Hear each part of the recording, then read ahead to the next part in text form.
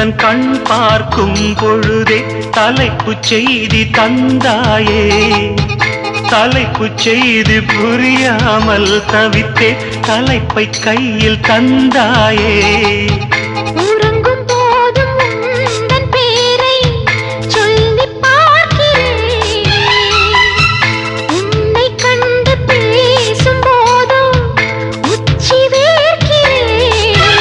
இந்த சுந்தர வார்த்தைகள் தந்தது யாரடி உன்னை கேட்கிறேன். உன்னை தொட்ட தென்றல் இன்று என்னை தொட்டு சொன்னதொரு செய்தி. உள்ளுக்குள்ளே ஆசை வைத்து தள்ளி தள்ளி போவதென்ன நீதி.